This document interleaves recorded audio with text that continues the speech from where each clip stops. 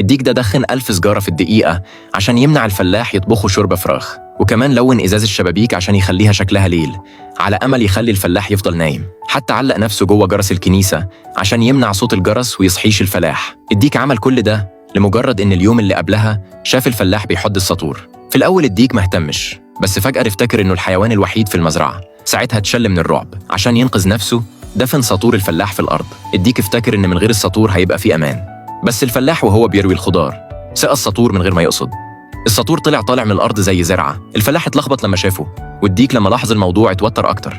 عشان ما يتحولش لشوربة فراخ فضل الديك دخن طول الليل، ولما جه الصبح جرب كل الطرق عشان يمنع الفلاح يقوم من النوم، لكن مفيش حاجة نفعت. ساعتها قرر الديك يخلص على الفلاح قبل ما الفلاح يطبخه. ولما الفلاح كان بيجمع البيض الديك بدل بيضة بقنبلة، بس الفلاح افتكر إن البيضة دي هتفقس كتكوت، فحط الديك فوق العش عشان يحضنها، والنتيجة إن الديك انفجر وبقى فرخة محمرة. بعدها الفلاح مشي ناحية الديك بالساطور. الديك كان خايف لدرجة إنه ما قدرش يتحرك، وابتدى يكتب وصيته الأخيرة. الفلاح رفع الساطور على الديك لكنه وقع على شجرة بدل ما يجي فيه، وطلع إن الفلاح كان بيحض الساطور عشان يقطع بيه الشجر. وأول ما الديك فرح إنه لسه عايش، الشجرة الكبيرة وقعت فجأة وأزفته.